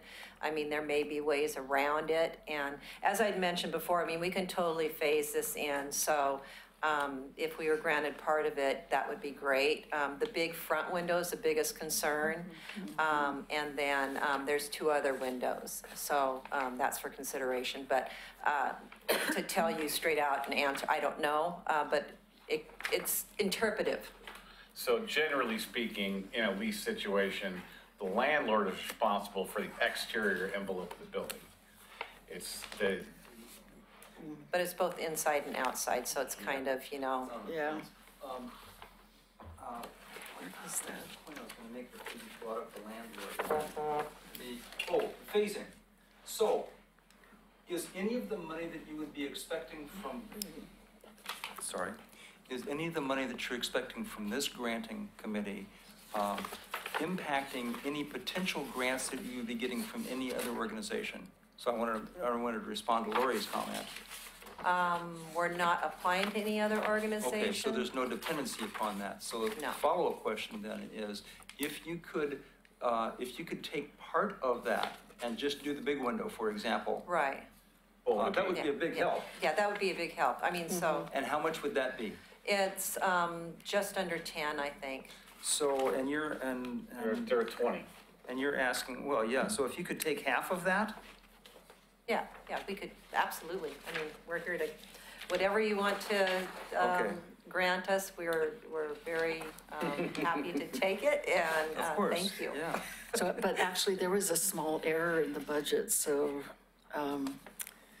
if you look at the columns here, they're really only at 25.5. Total, but asking 17 from us here.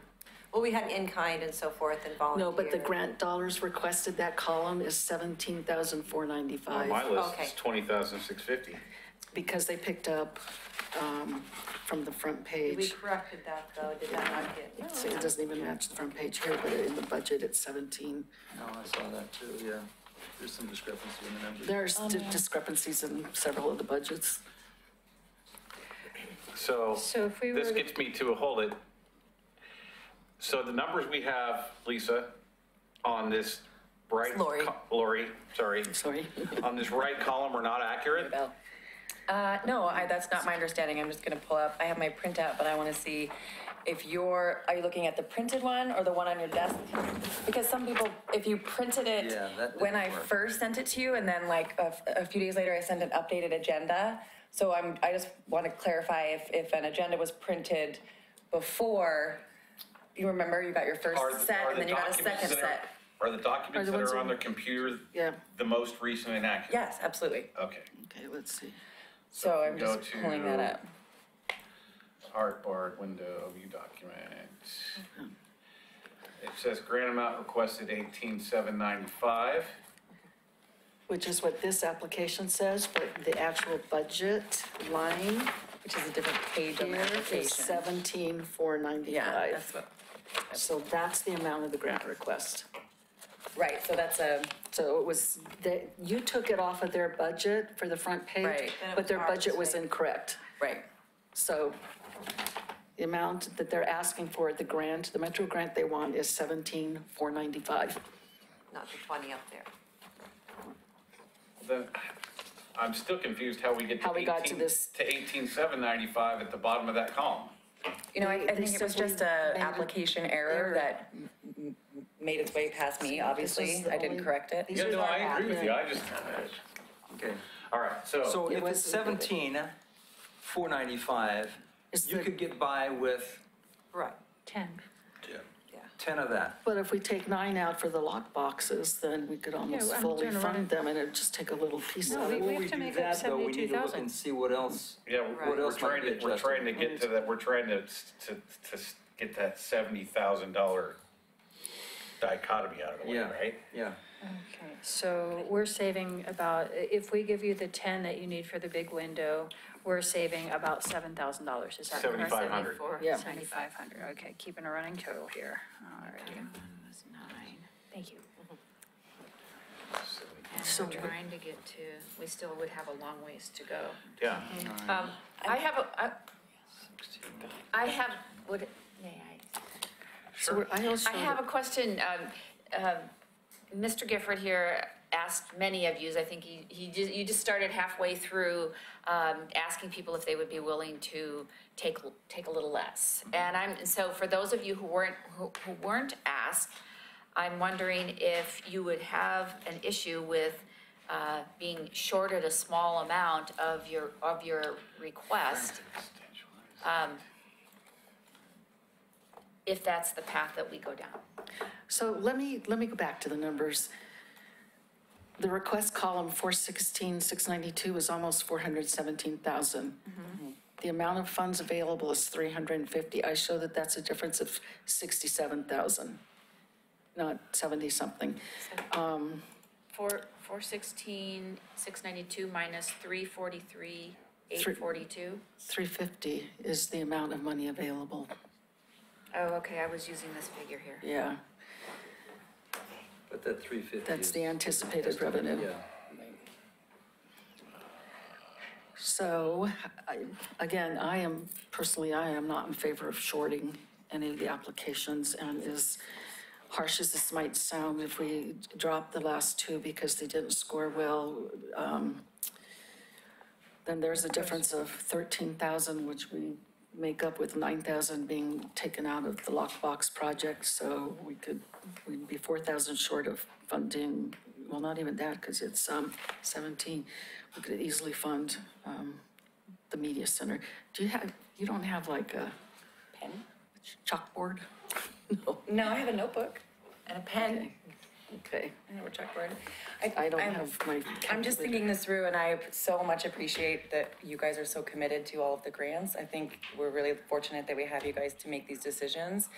The thing that comes to mind in terms of the integrity of the application is I feel like if we did do something like that, that we would need to change all the applications to reflect that. So I would need a new grant request amount, a new matching. Only if all of them were changed. Right, or but to whomever. So I'm just putting that out there that we would probably need to meet again. I don't know that that's something we could complete this evening. I'm just saying. Eric. We've done this before. We've done this before. We've never had to redo applications. Right, yeah, no, we have, we don't have to redo the applications. We can make amendments to the existing ones. Okay. That's for sure. Thank you. If we short them at each, Yes. is that what you're talking about? If we short any of them, we can just redo the application. Well, you don't need to. I mean, I'm saying, we can make the adjustment on their application. You can make the adjustment, yeah. We don't have to have a new application process. So in looking at the bottom three, or the bottom two, and you look at the scores of the committee, it, with all due respect to the wonderfulness of the proposal, the committee in general ranked it really poorly and consistently. So to me, it makes logical sense that if we're going to drop anything, that we should at least drop number 10. I'm okay Well, with that. and that's the point of ranking, is like, and when if you're at the bottom, then you don't generally. And I would drop, as much as I love the STEM stuff, I would drop 17 too. I would second that. Is that the Kidwin thing? Yes. No, that's the Yeah. the STEM. Yeah. Yeah. And that would I get agree. us, that would get us 52,000. That would get us pretty close. Yep. Well, then I'm curious what we mean when we say, when supporting youth is one of the criteria. What do we mean by that then? Well, again, that's, One of the criteria. it's subjective. Yes. And, a lot of these things are subjective. That's why we have this rather diverse group of people sitting here to talk about it. Again, I think, I take Councilor Dominguez's point that, and Renata as well, that both of these projects ranked very low on the scale. And I think they ranked low on the scale for, a multitude of different individual reasons. And by almost everybody, so it wasn't. And so, when we talk about some of the criteria here, results in projects that benefit youth, seniors, low-income persons, or underserved populations. And so I didn't see that in the STEM application necessarily, especially since a lot of it revolves around teacher training, and I totally understand if you can train up the teachers, and hopefully they can continue that in their curriculum in the following years. But that was hopefully, and I'm looking at, projects that meet some of these other criteria in more ways and are potentially more beneficial to the community. At large, the community at large. This stupid thing. Too bad we don't have an Excel sheet up there, right? We So, could go through these really quick. If we take the bottom two, and that's 52,200 plus 9,000 is what, 61 something? Yep. All of that adds up to 78,700. We're there. We're there. We're more than there. And we Funding the and we media still, center. and are we Oh, I don't know are about we that. then gonna fully fund the media centers That's what I would application? suggest. Yes, that's, Get it done. I'm We okay. can't half fund something else. I'm okay with that. I would like our figures checked though. Eric? Sorry. I was paying attention to Mr. Lewis there. So you wanna run the numbers? Yeah. Or maybe, What are they? yeah, Staff? Ryan, There what they are. Oh, there we numbers go. do you want to run? Let's do it. It's Ryan. You don't want me to run the numbers. It's done. Can they see the amount? Can you see that? If you Okay. flip the toggle switch on your computer monitor, you'll see the presentation versus the packet. Instead of, so on the floor instead of the agenda? On the floor now. So is this locked, or can we make changes? No, So we Ryan is, reduced, yeah. based on what you guys were talking about, we took number 14 down to 0, correct? Okay. And then we Okay. took number 1 down to 10,000. Those are the two changes Well, we made no, so I- far. But what if we No, put, but what if we put the media center back to its original amount? Which is the 17 number, not 20. Yeah, and it's actually 17,495.